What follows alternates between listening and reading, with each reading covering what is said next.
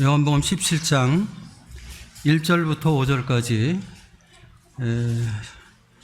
말씀을 보겠습니다. 요한복음 17장 1절부터 5절입니다. 제가 읽어드리도록 하겠습니다. 요한복음 17장 1절입니다. 예수께서 이 말씀을 하시고 눈을 들어 하늘을 우러러 이르시되 아버지여 때가 이르렀사오니 아들을 영화롭게 하사 아들로 아버지를 영화롭게 하게 하옵소서. 아버지께서 아들에게 주신 모든 사람에게 영생을 주게 하시려고 만민을 다스리는 권세를 아들에게 주셨음이로소이다. 영생은 곧 유일하신 참 하나님과 그가 보내신 자 예수 그리스도를 아는 것이니이다. 아버지께서 내게 하라고 주신 일을 내가 이루어 아버지를 이 세상에서 영화롭게 하였사오니 아버지여 창세전에 내가 아버지와 함께 가졌던 영화로서 지금도 아버지와 함께 나를 영화롭게 하옵소서.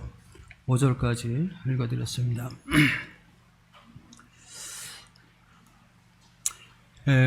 요한복음을 우리가 계속 보고 있는데 주님은 이제 십자가의 고난이 이제 임박했습니다. 그러면서 주님은 제자들에 대한 염려와 사랑 때문에 말씀으로 계속 그들을 위로하고 격려하셨습니다. 13장부터 16장까지는 그런 말씀이죠. 근데 이제 17장에 와서는 주님께서 이제 마지막으로 사랑하는 제자들을 아버지 하나님 앞에 부탁하는 그런 기도를 아주 간절하게 하셨습니다. 그 기도 내용이 바로 이 17장 말씀입니다. 이 17장은 전장이 다 예수님께서 기도하신 그 기도로 이렇게 기록이 되어 있습니다. 성경에 기록된 기도 중에서 가장 위대한 기도라고 이렇게 생각이 됩니다. 왜냐하면 예수님께서 사람들을 위해서 하나님 앞에 드린 중보 기도였거든요. 또 예수님께서 대제사장으로 하나님 앞에 기도하셨기 때문입니다. 우리가 이제 복음서를 보게 되면은 주님께서 기도하신 모습이 이렇게 많이 기록이 되어 있습니다. 그래서 누가복음 3장에 보게 되면은 주님께서 침례 받으실 때 이렇게 기도하는 그런 모습이 있고, 마태복음 4장에도 보면은 공생에 시작하시면서 40일 동안 금식 기도하는 그런 모습도 있고, 또 마가복음 1장 35절에 보면은 새벽 미명에 한적한 곳에서 기도하셨다. 주님이 이렇게 새벽 기도하시는 이런 모습도 있습니다. 또 누가복음 6장 12절에 보면은 기도하러 산으로 가서 밤이 새도록 하나님께 기도하셨다. 철야기도 하시는 이런 모습도 성경에 나와 있습니다. 그런데 이 기도 내용이 자세히 기록된 것은 거의 없습니다. 사실은 기도하시는 모습은 많이 나와 있는데 기도하신 내용에 대해서 상세하게 기록한 것은 거의 없는데, 이 17장은 전체적으로 주님이 기도하신 그런 내용입니다. 그리고 공관복음에 보게 되면 이제 주님께서 겟세마네 동산에서 이제 잠깐 기도하신 내용, 그 정도 기록이 되어 있어요. 어떤 분들은 마태복음 6장의 주기도문을 갖다가 주님께서 기도한 거라고 얘기하는 분도 있는데, 그것은 주님께서 기도하신 것은 아니죠. 제자들에게 기도하는 법을 가르쳐 주신 것이죠. 그래서 진정한 주기도문은 요한복음 17장 말씀이 진정한 주기도문이죠. 이 17장 기도 내용을 이렇게 쭉 보면서 묵상해 보면은 하나의 그림이 보이는데, 어떤 그림이 보이냐면 주님은 지금도 하늘나라에서 우리를 위해서, 우리 성도님들을 위해서 대제사장으로서 기도하시는 그런 그림이 보입니다. 우리를 위해서 기도하시는 예수님 모습, 우리 성도님들을 위해서 기도하는 모습, 그 모습을 깊이 생각해 볼 때 우리 마음에 큰 감동이 되고 또 우리 영혼에 큰 힘이 되는 것을 주님 앞에 이렇게 고백을 드릴 수가 있습니다. 주님은 지금도 저와 우리 모든 성도님들을 위해서 기도하시는 우리의 대제사장이신 것을 기억할 때 우리 마음 가운데 큰 감동과 기쁨이 있는 것을 고백을 드립니다. 이 17장은 이제 전장에 기도하는 내용인데, 우리가 잘 아는 대로 1절부터 5절까지는 주님 자신을 위해서 기도하셨습니다. 또 6절부터 19절까지는 이제 제자들을 위해서 기도하셨고, 20절부터 마지막 절은 이제 앞으로 제자들을 통해서 예수님을 믿게 될 모든 사람들을 위해서 기도하시는 것으로 이렇게 구분을 할 수가 있습니다. 오늘은 이 첫 번째 17장 1절부터 5절 말씀, 예수님께서 자신의 사역을 위해서 기도하셨는데 이 말씀을 통해서 주님으로부터 우리의 교훈을 받기 원합니다. 특별히 이 기도 가운데서 우리가 생각해 보는 것은 주님이 기도하신 주제는 무엇이었을까? 또 주님이 기도하는 것은 어떤 그 특징이 있었을까? 이런 거 좀 생각을 좀 해 보겠습니다. 1절 말씀 다시 한번 읽겠습니다. 예수께서 이 말씀을 하시고 눈을 들어 하늘을 우러러 이르시되 아버지여 때가 이르렀사오니 아들을 영화롭게 하사 아들로 아버지를 영화롭게 하게 하옵소서. 이 말씀을 보게 될 때 기도의 주제가 너무나 분명하게 나와 있죠. 하반절에 보면은 아들을 영화롭게 하셔서 아들로 아버지를 영화롭게 하게 하옵소서. 주님의 기도의 주제는 하나님을 영화롭게 하는 것입니다. 하나님을 영광스럽게 하는 것. 사실 이 내용을 보면은 예수님 자신을 위한 기도라기보다는 성부 하나님을 위한 기도입니다. 왜냐하면 주님께서 기도하신 내용을 보면은 주님의 어떤 자신의 소원, 자신의 기쁨을 위해서 기도하지 않았습니다. 또 자신의 어떤 육신적인 욕망이나 또 예수님의 개인적인 어떤 뜻을 관철하기 위해서 기도하지 않으셨습니다. 예수님께서 기도하신 것은 예수님께서 세상에 오신 목적, 바꿔 얘기해서 하나님께서 예수님을 이 땅에 보내신 그 사명을 깨닫고 아버지의 뜻에 순종하고 행할 수 있도록 기도했던 것입니다. 그래서 예수님께서 자신이 십자가에 죽는 일에 순종할 것을 위해서 기도하셨거든요. 그래서 십자가에 지는 것이 참 모욕스럽고 수치스럽고 또 육체적인 고난이 있어도 십자가를 피하지 않기 위해서 기도하신 것입니다. 십자가에 순종하기 해달라고 주님 앞에 기도한 것입니다. 주님의 가장 이제 어려웠던 것은 잠시 동안이지만은 아버지 하나님 앞에 버림받는 시간, 그것이 주님께는 가장 두려운 시간이었어요. 사실 예수님은 아버지의 영광만을 위해서 이 땅에 오셨거든요. 또 아버지를 사랑하심으로 아버지 뜻만 행하기를 원하셨거든요. 근데 그런 예수님이 아버지께 버림을 받는다, 이건 생각할 수 없는 것이거든요. 예수님에게는 너무나 큰 고통입니다. 영적으로 아주 큰 고통이죠. 그래서 특별히 그 겟세마네 기도에서 주님 기도하시는 그 내용이 나와 있는데 주님께서 그렇게 기도하셨죠. 이 잔을 내게서 옮겨주시옵소서. 그러나 내 뜻대로 마시고 아버지 뜻대로 하기를 원하나이다. 그러면서 이 누가복음에는 주님이 기도하실 땀을 흘리셨는데 그 땀방울이 핏방울같이 되었다, 이렇게 이제 기도하시는 그런 모습이 나와 있습니다. 주님께서 얼마나 어려우셨나 하는 것을 그 말씀에서 볼 수가 있습니다. 또 십자가상에서 주님 매달리실 때 마가복음 15장 34절에 보면 그렇게 말씀하셨죠. 엘리 엘리 라마 사박다니, 이렇게 말씀하셨습니다. 나의 하나님, 나의 하나님, 어찌하여 나를 버리셨나이까. 마가복음의 그 기자는 크게 소리쳤다, 마가는 그렇게 기록을 하고 있습니다. 그 말씀을 깊이 생각해 볼 때 우리 주님께서 당하신 고통이 얼마나 컸을까 하는 것을 우리 마음 가운데 이렇게 생각해 볼 수가 있는 것입니다. 그래서 이 17장 1절부터 5절까지 내용은 그 형식적으로는 예수님을 위한 기도지만 기도 내용의 핵심은 하나님의 영화를 위한 기도였습니다.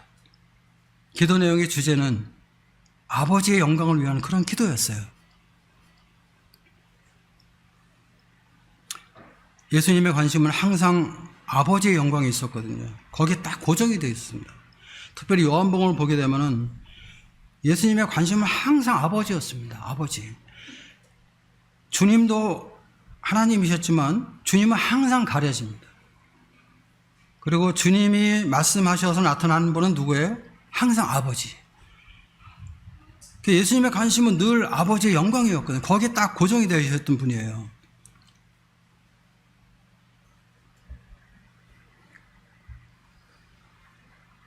그래서 사실상 요한복음 7장의 내용은 예수님을 위한 기도가 아니라 아버지 하늘을 위한 기도다, 이렇게 생각해 볼 수가 있어요. 특별히 이제 우리가 17장을 쭉 읽어보면요, 가장 많이 반복되는 단어가 나오는데 그것이 뭐냐 하면은 아버지란 단어입니다. 아버지. 제가 한번 일부러 쉬어봤어요. 이 아버지란 낱말이 39번 나옵니다. 아마 이렇게 아버지란 말이 이렇게 많이 기록된 장은 아마 없을 거라고 생각이 되는데, 우리가 이 말씀을 생각해 볼 때, 예수님은 정말 하나님의 아들이시구나 하는 것을 더욱더 분명하게 우리 마음 가운데 이렇게 깨닫게 되죠. 그리고 이 기도하는 내용 속에서 아버지요, 아버지께서, 아버지, 뭐 이렇게 말씀하시는 그 말씀 속에서 우리 마음 가운데 오는 것은 뭡니까?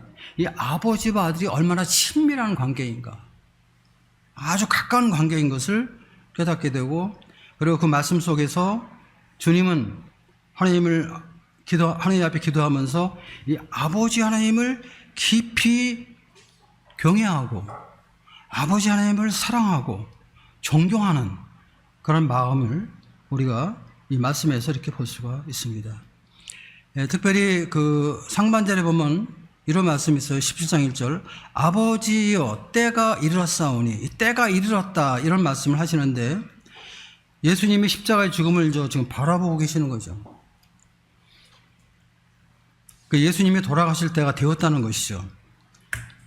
그 때를 우리 주님이 아셨습니다. 참 우리가 주님을 섬기면서 생각해 보는 것은 이 때를 아는 게 참 중요하다, 이런 생각을 해봐요.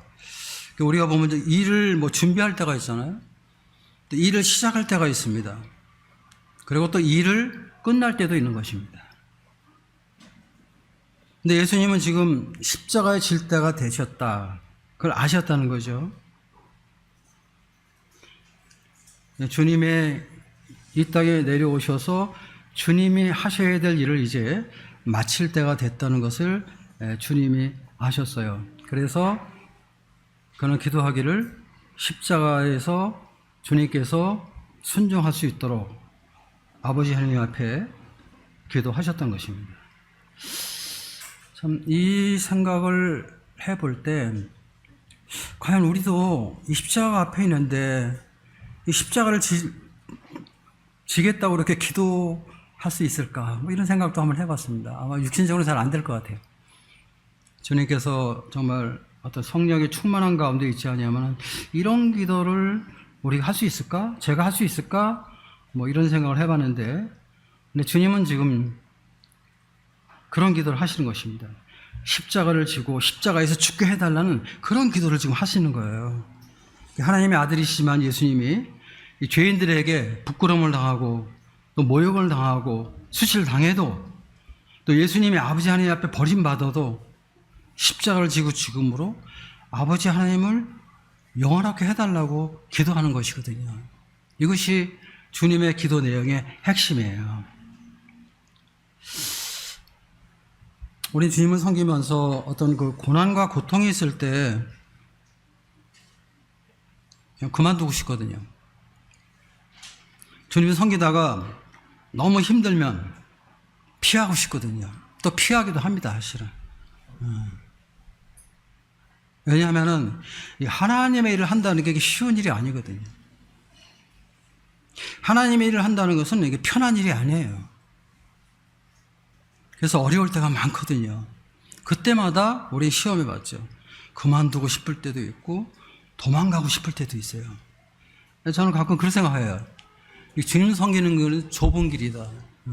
주님께서 좁은 문으로 들어가기를 힘써라, 그런 말씀도 있었는데, 주님을 섬기는 것은 넓은 길이 아니에요. 많은 사람들이 가는 길이 아닙니다.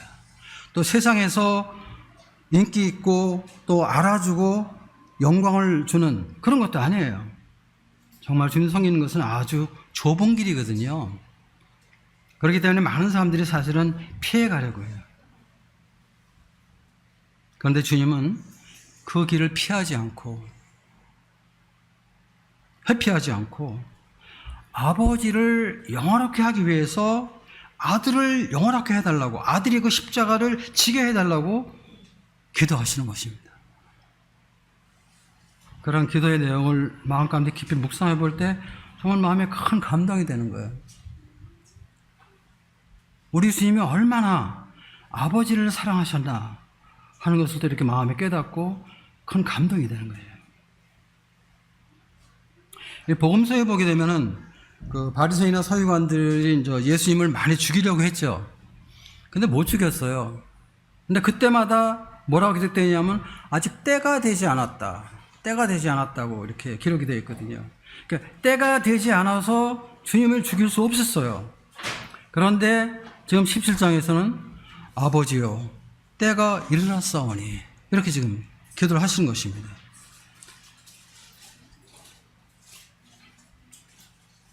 이제는 주님이 십자가에 돌아가실 때가 되었다는 것을 주님이 아시고 십자가의 죽음을 바라보시면서 아버지를 영원하게 하게 하옵소서 이렇게 기도하셨습니다.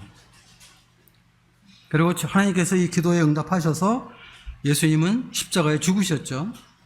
그리고 3일 만에 하나님께서 예수님을 죽은 자 가운데서 살리셨습니다. 예수님 부활하셨습니다. 예수님이 부활하심으로 하나님을 영원하게 하셨습니다.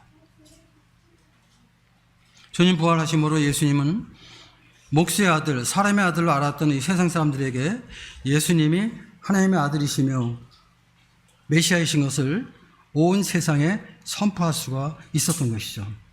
그리고 예수님께서 죄인들이 예수님을 믿는 자들에게 영원한 생명을 주심으로 아버지 하나님을 영원하게 하셨다는 것입니다. 만약에 주님께서 부활하지 않으셨으면 어떻게 됐겠어요? 지금도 만약에 무덤에 계시다면 그럼 우리하고 똑같은 거예요. 일반 사람과 똑같은 거예요. 그런데 주님은 3일 만에 부활하심으로 하나님께 영광을 돌리는 모습을 우리가 성경에서 잘 알고 있습니다. 17장 4절 보겠습니다. 아버지께서 내게 하라고 주신 일을 내가 이루어 아버지를 이 세상에서 영원하게 하였사오니, 아버지께서 내가 하라고 주신 일을 내가 이루었다. 사실 아직 주님이 십자가를 지시고 뭐 부활하고 그러신 건 아니잖아요. 그렇죠? 그런데 지금 여기서 이 시제를 볼 때 과거 완료적인 시제를 지금 쓰신 것을 보게 돼요. 아버지께서 내게 하라고 주신 일을 내가 이루었다. 그래서 아버지를 이 세상에서 영원하게 하였다. 이렇게 지금 말씀하셨는데, 뭐 이런 표현을 왜 쓰는지 잘 모르겠지만 제 생각에는 사실 이 하나님, 영이신 하나님이 육체로, 예수님이 육체를 가지고 이 세상에 오셨다는 이 자체가 이미 사실 승리하는 것이죠. 오셨으면 당연히 십자가에 죽으시는 것이고, 돌아가시면 3일 만에 부활하시는 것이고, 부활하면 다시 승천하는 것이고, 승천하시면 또 나중에 하나님 보좌 우편에 앉으시는 것이니까 그런 측면에서 이렇게 기록하지 않았나, 그냥 제 개인적으로 이렇게 생각을 해봤습니다. 어쨌든 주님은 십자가에 돌아가시고 부활하심으로 아버지께 영광을 드렸는데, 세 가지 측면에서 생각해 볼 수가 있는 것 같아요. 먼저 성경의 예언대로 예수님이 십자가에 죽으시고 부활하심으로 모든 죄인들이 구원받을 수 있는 길이 열렸다. 이미 구약 성경에 예언되어 있던 것들이거든요. 예수님의 죽으심과 부활하심은요. 그런데 성경의 예언대로 예수님이 죽으시고 성경의 예언대로 예수님이 부활하심으로 모든 죄인들이 구원받을 수 있는 길이 열렸다. 예수님께서 내가 곧 길이요 진리요 생명으로 말씀하셨는데 그 말씀이 그대로 이루어졌다는 것입니다. 그렇기 때문에 죄인들이 영생을 얻게 되고 또 영생의 하나님과 교제하게 되고 또 거룩하신 하나님 앞에 예배하는 자가 되었다. 그러므로 하나님을 영원하게 했다. 이렇게 우리가 첫 번째 생각해 볼 수가 있습니다.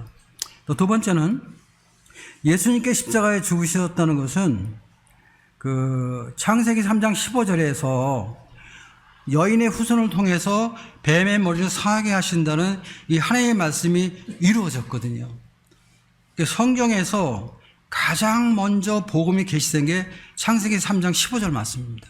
메시아가 오는데 그 메시아는 남자의 후손이 아니라 여자의 후손으로 온다고 말씀하신 거거든요. 근데 주님께서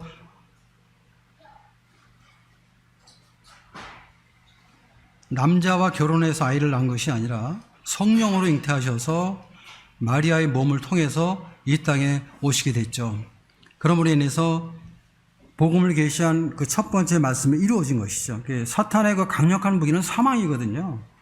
이 사망의 권세를 가지고 모든 사람을 위협하는 것입니다. 죄를 통해서 다 죽을 수밖에 없기 때문에. 근데 주님께서 부활하심으로 사망의 권세를 무너뜨리고 승리하셨거든요. 그리고 이제 그리스도와 함께 연합된 모든 사람들도 그리스도와 함께 부활하는 이런 놀라운 사역이 있기 때문에 하나님 앞에 영광을 돌리셨습니다. 그다음에 세 번째 우리가 생각해 보는 것은 예수님의 그 십자가의 죽음은 그 아들의 거룩한 피를 통해서 죄인들의 죄를 대속하심으로 아버지 하나님의 자비와 사랑을 온 세상에 보여주셨다는 것입니다. 아들을 십자가에 내어 주기까지 죄인을 사랑하신 것을 아버지 하나님의 그러한 그 사랑을 주님께서 십자가에서 나타내셨거든요. 그러므로 하나님 앞에 영광을 돌리는. 그래서 결론적으로 생각해 볼 때 주님께서 기도한 주제는 어떤 자신의 영광을 위해서 기도한 것이 아니라 아버지의 영광을 위해서 기도했다. 아버지를 영원하게 하시기 위해서 기도하셨다. 그리고 이 말씀을 깊이 생각해 볼 때 우리도 주님 앞에 기도할 때 주님처럼 우리 자신을 위한 기도보다 아버지를 영원하게 하기 위해서 아버지의 영광을 위해서 기도해야 되겠구나 하는 것을 마음 가운데 이렇게 자연스럽게 교훈으로 받을 수 있는 그런 말씀이라고 이렇게 생각이 됩니다. 17장 전장을 이렇게 이제 우리가 보면서 생각해 보는 것은 어떤 주님이 하신 그 기도의 그 특별한 모습을 생각해 보는데 그것은 뭐냐 하면은 이 상당히 긴 기도문인데 이 기도문 가운데서 주님은 그 제자들에 대한 어떤 잘못을 지적하거나 책망하는 그런 것이 전혀 없다는 것입니다. 또 제자들의 부족을 주님께서 지적하고 그것을 원망하고 판단하는 그런 말씀이 전혀 없다는 것입니다. 전 놀랍다고 생각했어요. 6절에 보면 주님이 이렇게 기도하셨습니다. 세상 중에서 내게 주신 사람들에게. 참 이 말씀을 깊이 좀 묵상을 해봤는데요. 이 제자들을 주님이 생각할 때 뭐라고 생각했냐면 세상 중에서 내게 주신 사람들 이렇게 주님 기도하셨습니다. 이 말씀 속에서 우리가 생각해보는 것은 무엇입니까? 우리 주님께서 이 제자들을 얼마나 귀하게 생각하셨나 얼마나 소중한 사람을 생각하셨나 하는 것을 이 말씀에서 이렇게 생각을 하게 됩니다. 정말 우리 주님은 제자들을 사랑하시되 정말 진심으로 사랑하셨다. 이런 생각이 마음 가운데 이렇게 깨달아집니다. 사실 제자들은 주님과 함께 주님을 섬기는 삶 속에서 예수님이 원하시는 만큼 성장하지 못했거든요. 영적으로 아주 미숙했고 또 아주 육신적이었어요. 또 실수가 많았어요. 그런데 예수님은 그럼에도 불구하고 제자들을 사랑하셨다는 것입니다. 6절 하반절에 보면 이런 말씀이 있습니다. 그들은 아버지의 것이었는데 내게 주셨으며 그들은 아버지의 말씀을 지켰나이다. 아버지의 말씀을 지켰다. 이렇게 주님께서 제자들을 갖다가 인정해 주는 모습을 보게 되는데 사실 제자들이 뭐 아버지의 말씀을 잘 지키고 뭐 그랬던 건 아니거든요. 여러 가지 허물도 있는데 그런 제자들의 허물을 덮으시고 제자들을 높여주시는 이런 말씀을 여기서 우리가 이제 발견할 수가 있는 것입니다. 그리고 주님께서 십자가 지시기 전날 밤 너무 힘든 때잖아요. 영적으로 굉장히 어렵고 정말 고통스러운 시간이잖아요. 그럼에도 불구하고 주님이 그 시간에 사랑하는 제자들 위해서 기도하셨다 하는 이러한 모습은 참 우리 마음에 큰 감동이 됩니다. 제자들을 위해서 기도하시는 것처럼 주님 우리를 위해서 또 그렇게 기도하시는 분이다 할 때 우리 마음 가운데 큰 감동이 됩니다. 두 번째 생각해 보는 것은 이 기도 내용을 쭉 보게 되면 제자들에 대한 이 중보 기도가 모두가 다 영적인 것이었다. 기도한 내용이. 하늘에 속한 신령한 복을 위해서 기도하셨다는 것입니다. 그러니까 주님이 제자들을 위해서 기도한 것이 뭐 부자가 되기 위해서 기도했다든지, 뭐 세상 명예를 위해서 기도했다든지, 세상 권세를 위해서 기도했다든지, 세상의 성공을 위해서 기도하지 않았거든요. 주님이 하신 기도는 11절에 보면은 나는 세상에 더 있지 아니하오나 그들은 세상에 있사옵고 나는 아버지께로 가옵나니 거룩하신 아버지여 내게 주신 아버지의 이름으로 그들을 보존하사 우리와 같이 그들도 하나가 되게 하옵소서. 주님 안에서 하나의 됨을 위해서 기도하셨던 것을 우리가 보게 됩니다. 또 15절에 보면은 내가 비옵는 것은 그들을 세상에서 데려가시기를 위함이 아니요 다만 악에 빠지지 않게 보존하시기를 위함이다. 세상 악으로부터 보호받기를 위해서 기도하시는 이런 모습을 우리가 또 보게 됩니다. 또 16절, 17절 보면은 내가 세상에 속하지 아니한 같이 그들도 세상에 속하지 아니하였사옵나이다. 그들을 진리로 거룩하게 하옵소서. 아버지의 말씀은 진리니이다. 그래서 이 세상과 구별된 거룩한 삶을 위해서 기도하셨습니다. 주님의 기도한 내용들 핵심이거든요. 주님의 기도한 내용들은 어떤 물질적이고 세상적인 것이 아니라 영적인 것이었다 하는 것을 우리가 생각해 볼 수가 있습니다. 그리고 반복해서 하는 말이지만 주님의 기도는 주님 자신을 위한 것이 아니라 하나님의 영광을 위한 기도였다. 아버지여 때가 이르렀사오니 아들을 영원롭게 하사 아들로 아버지를 영원롭게 하게 하옵소서. 참 이 기도가 굉장히 참 마음에 참 감동이 돼요. 수없이 제가 읽어봤거든요. 이 말씀을 준비하면서 굉장히 아멘이 되고 이 말씀이 공감이 되고 참 이렇게 주님 앞에 기도해야 되겠다 하는 이런 생각이 마음 가운데 이렇게 일어나게 됩니다. 주님께서 하시는 기도는 십자가에서 아버지 영광을 위해서 아들인 주님께서 죽겠다는 얘기 아니에요. 나를 죽게 해주세요. 그런 기도랍니다. 그러면서 그걸 통해서 아버지의 영광을 받으시옵소서. 그러니까 주님의 기도는 어떤 자기 자신을 위한 기도도 아니고 육신적인 기도도 아니고 예수님을 이 땅에 보내신 하나님의 목적을 이루기 위한 기도. 그래서 이 기도라는 것은 우리가 나를 위한 것이 아니라 나를 구원하신 하나님의 영광을 위해서 기도해야 한다. 이런 마음에 이제 깨달음이 오게 됩니다. 근데 이제 우리는 우리 자신의 유익을 위해서 기도할 때가 사실 너무 많죠. 어떤 때는 뭐 하나님의 뜻, 하나님의 영광과 아무 관계가 없는 기도도 우리가 할 때가 많이 있다고 생각이 됩니다. 그래서 참 우리가 이제 기도할 때 우리 자신을 위한 기도보다 주님의 영광을 위해서 기도하는 것이 참 필요하구나 하는 생각을 다시 한번 해보게 됐습니다. 근데 우리 잘 아는 말씀 한 절 보겠습니다. 17장 3절 말씀입니다. 영생은 곧 유일하신 참 하나님과 그가 보내신 자 예수 그리스도를 아는 것이다. 여기서 주님은 영생의 어떤 본질에 대해서 이렇게 말씀해 주고 있죠. 영생이란 말을 요한이 기록했지만 영생에 대해서 말씀하신 분은 주님이십니다. 주님께서 하신 말씀이에요. 주님께서 영생이 무엇인가를 우리에게 말씀해 주시는데 영생은 곧 유일하신 참 하나님과 그가 보내신 자 예수 그리스도를 아는 것이다. 우리는 이 성경에 보게 될 때 특별히 요한복음에 보면 영생을 얻었고 이런 말이 많이 나오잖아요. 그렇죠? 얻었고 여기에 우리가 참 잘 알고 있습니다. 그래서 모이면은 이 구원의 확신을 가지는 분들이 많은 거예요. 영생을 얻었다는 이런 말씀들을 많이 깨닫고 있기 때문에. 그런데 지금 여기서 말씀한 영생은 과거 완료적인 영생이 아니라 현재 진행형의 영생이잖아요. 영생은 그 유일하신 참 하나님과 그가 보내신 자 예수 그리스도를 아는 것이다. 그러니까 단순하게 우리가 예수님 믿고 천국 가는 것, 또 그냥 단순하게 그냥 영원히 그냥 무한히 사는 것, 그런 것만을 의미하는 것이 아니라는 것입니다. 영생의 본질은 유일하신 참 하나님과 그가 보내신 자 예수 그리스도를 아는 것이다.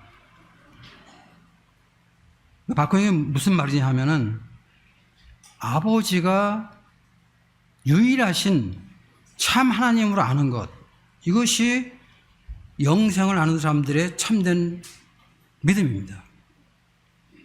그리고 또 하나는 뭐예요? 그가 보내신 자 예수 그리스도로, 예수 그리스도가 하나님이 보내신 분인 것을 아는 것, 하나님의 아들인 것을 아는 것, 이것이 바로 영생의 본질이에요. 여기서 말하는 그 안다는 것은 헬라어로 기노스코라는 낱말인데, 제가 자주 말씀드리죠. 이건 이론적으로 아는 것이 아닙니다. 지식적으로 아는 것이 아니에요. 실제적으로 아는 것입니다. 또 경험적으로 아는 것이에요. 그러니까 이론적으로 알게 될 때 이 말씀은 아무 의미가 없어요. 우리의 감동이 없어요. 사실은 아무 영향이 없어요.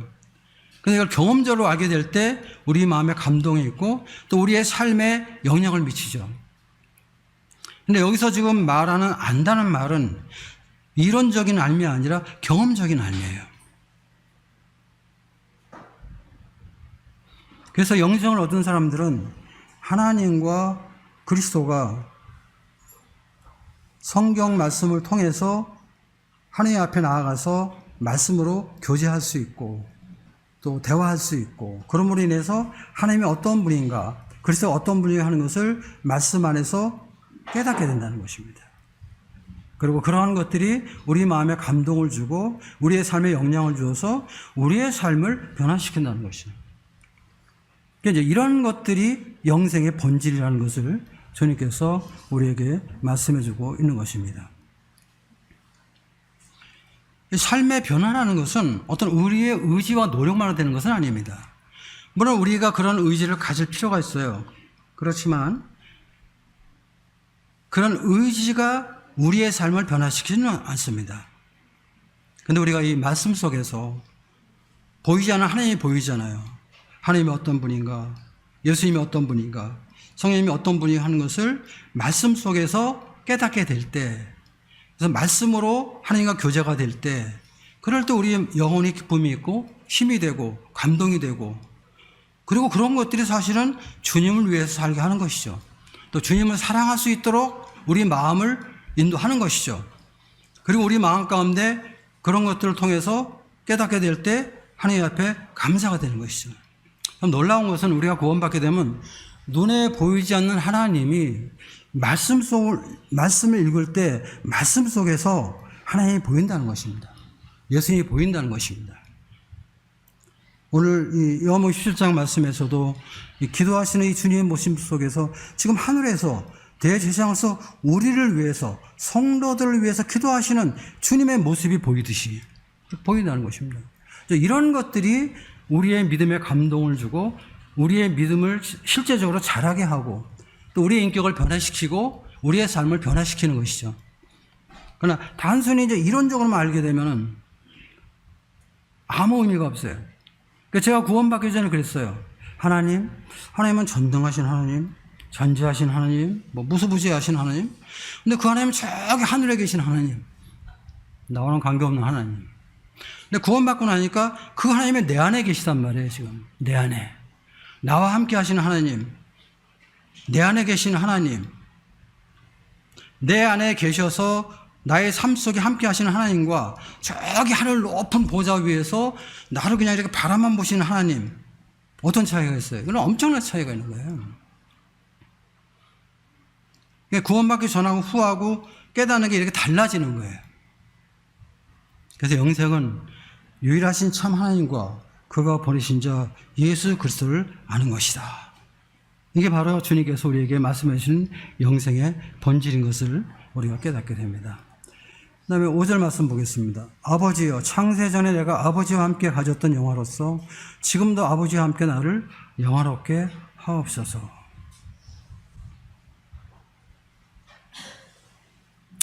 여기서 우리는 주님이 하신 이 기도 속에서 주님이 어떤 분인가 하는 것을 알 수 있습니다. 그러니까 성경에 말하는 주님과 세상에 알고 있는 주님이 어떤 차이가 있는가 하는 것을 알 수가 있어요. 주님은 이 세상에 오시기 전에 어떤 분이셨어요? 아버지여, 창세전에, 이 세상을 만들기 전에 내가 아버지와 함께 가졌던 영화로서, 하나님은 세상에 오기 전에, 창세전에, 이 세상이 만들어지기 전에 이미 하늘에서 아버지 하나님과 영광 중에 계셨던 하나님이에요. 이것이 성경이 말해주고 있는 예수님의 실체예요. 요한복음 1장 1절에 보면 그런 말씀이 있죠. 태초에 말씀이 계시니라. 이 말씀이 하나님과 함께 계시니 이 말씀이 곧 하나님이다.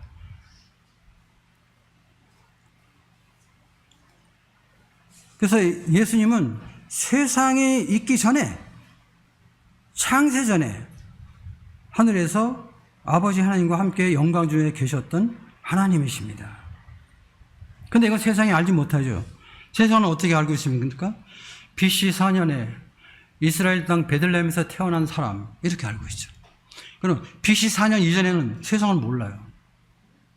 세상이 알고 있는 것은 BC 4년부터의 예수를 알고 있는 거예요.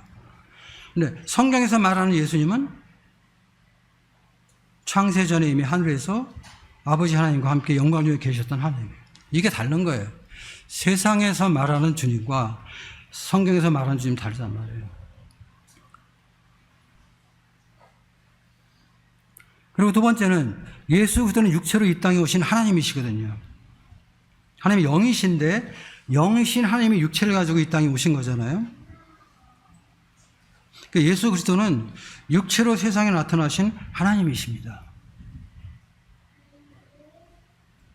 요한복음 1장 14절에 보면 그런 말씀이 있죠. 말씀이 육신이 되어 우리 가운데 거하시니, 이 말씀이 육신을 덧입고 이 땅에 오셨거든요. 그분이 하나님이세요. 세상에서는요, 모르죠. 이 사실을 전혀 모르죠. 그러니까 사람의 아들로 아는 거예요. 사람의 아들로.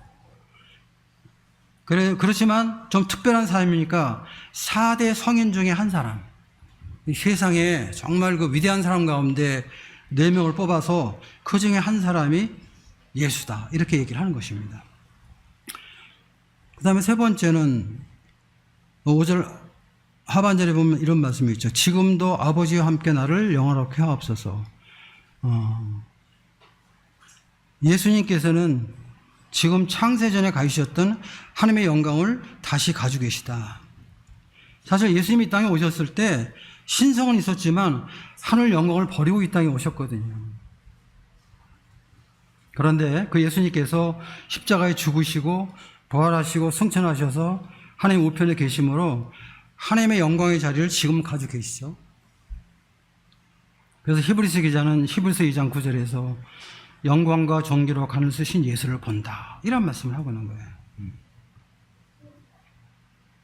이런 사실은요, 예수님 믿고 구원받은 사람들 외에는 모르는 거예요. 기독교 안에도 많은 신학자들이 있고 또 많은 목회자들이 있고 많은 사람들이 있는데, 구원받지 않은 사람들은 이걸 갖다가 어떤 인간적인 측면에 접근을 해요. 그래서 어떤 거는 믿고, 어떤 인간의 그 지식과 지혜로 이해되는 것은 믿고, 그렇지 않은 것은 안 믿고, 그러잖아요. 성경은 난도질을 하잖아요. 세상 사람은 진짜 모르죠. 다만 십자가에 못 박혀 죽인 목수의 아들로만 알고 있는 것이죠. 그러니까 예수님을 창조주 하나님이 아니라 창조물로, 우리 같은 똑같은 피조물로 세상을 알고 있는 것입니다.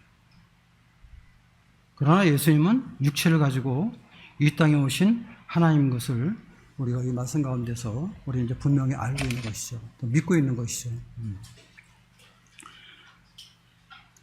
여러 가지로 말씀을 좀 드렸는데, 결론적으로 한 가지만 꼭 기억하라고 말씀드리고 싶은데, 그것은 뭐냐면, 이 기도라는 것은 나를 위해서 하는 것은 아니다. 나를 구원하신 하나님의 영광을 위해서 해야 한다. 주님은 십자가를 지시기 전에 하나님 앞에 기도하셨습니다. 그러나 그 기도는 어떤 주님의 유익과 영광을 위한 기도는 결코 아니었거든요. 아버지의 영광을 위해서 기도하셨습니다.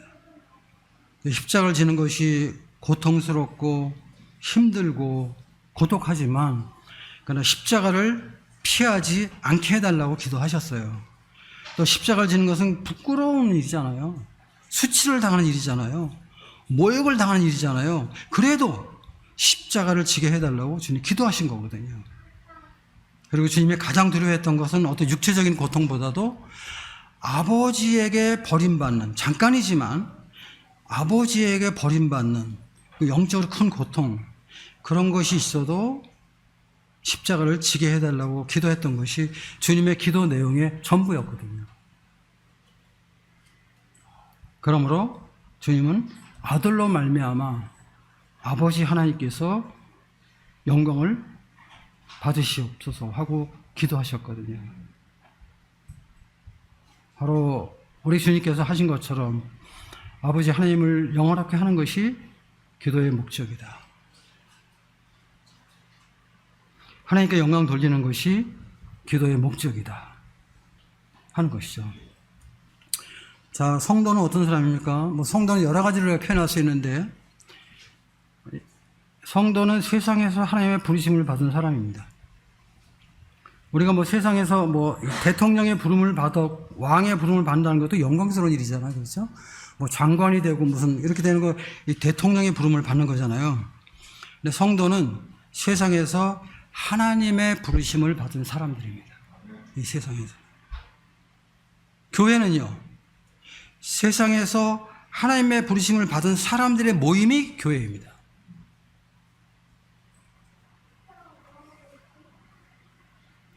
그럼 성도의 최대의 특권이 무엇일까? 성도의 최고의 자랑이 무엇일까? 그것은 주님께서 기도하시는 것처럼 주님을 영화롭게 하는 일입니다. 아버지 하나님께 영광을 돌리는 것. 이것이 세상에서 하나님의 부름을 받은 사람들의 최대의 특권이다. 그렇게 우리가 깨닫게 됩니다. 말씀 한 구절 보고 마치겠습니다. 고린도전서 10장을 보겠습니다. 31절입니다. 찾으셨으면 같이 한번 읽어보겠습니다. 고린도전서 10장 31절 같이 한번 읽겠습니다. 시작. 그런즉 너희가 먹든지 마시든지 무엇을 하든지 다 하나님의 영광을 위하여 하라. 제가 읽겠습니다. 32, 33절. 유대인에게나 헬라인에게나 하나님의 교회에나 거친 자가 되지 말고 나와 같이 모든 일에 모든 사람을 기쁘게 하여 자신의 유익을 구하지 아니하고 많은 사람의 유익을 구하여 그들로 구원을 받게 하라. 말씀 마치겠습니다.